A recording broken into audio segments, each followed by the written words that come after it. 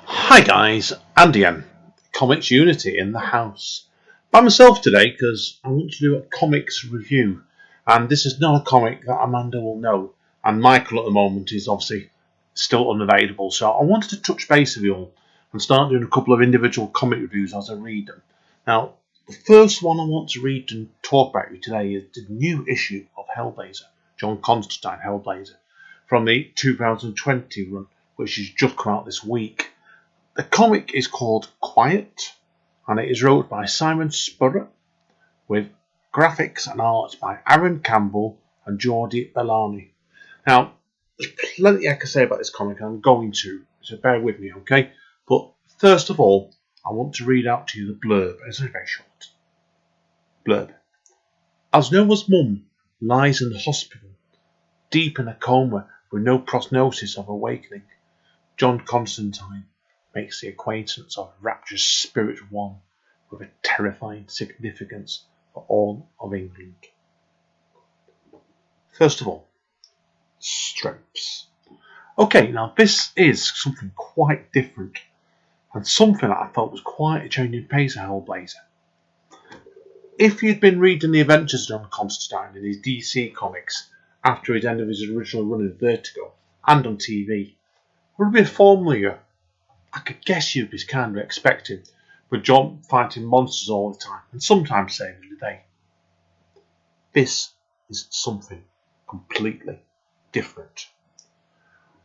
The first 5 or so issues, which I've talked about previously in Comics Unity with Michael, brought John Constantine into the modern day world after being lost, shall we say, and showed how out of place he was, and introduced us to a new backing cast, which I know from reading online has annoyed a few people, including myself, and I've got to be honest, about the death of Charles, but who I am still expecting to see reappear sooner or later in this run. And with his replacement, a young gentleman called Noah, who was deaf-mute. And hopefully this issue will iron out some of the issues with this and give people understanding who Noah is as a person. Now, the issue itself focuses on a hospital's terminal ward, where every patient in there is lying, most likely waiting for wherever they were going next. We meet Noah here as a regular visitor visiting his mother, who has been left in a coma after a horrific accident years ago, which has also left Noah unable to talk. One day, by chance, he stumbles into a being in the hospital who is ending the lives of the ward's patients prematurely. And as you expect, nobody of course believes him. So then he goes to John Constantine. Now, I won't reveal what happens beyond that, but it was the first issue I've actually read in Hellblazer in a long time, where it's read like socialist poetry, certainly since Jamie Delano's, Paul Jenkins, and even elements of both of Mike Carey's run. There was a real sadness running throughout this serial, this comic in particular, as well as a deeper look at how we operate as a society and how violence doesn't always solve problems. Sometimes love is all we need. Simon Spurrier deserves credit here for writing such a deeply sad, beautiful, poetic story. By making no bones about it, Aaron Campbell shows exactly why he's such a gifted artist on this comic. I really did enjoy his artwork on the first 3 issues he did, but this was something better.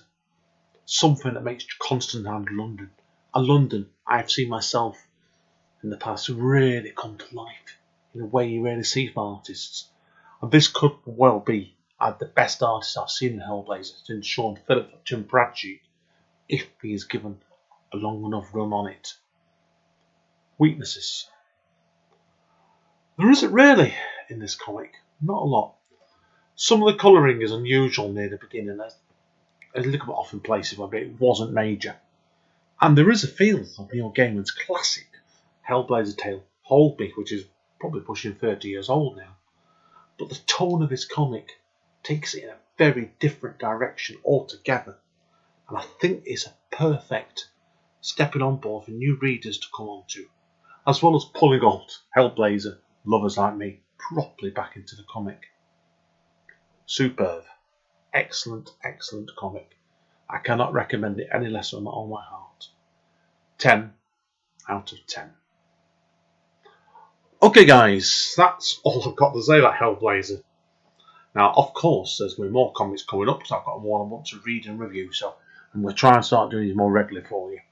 In the meantime, stay safe and stay sane. See you all soon. Take care. Bye.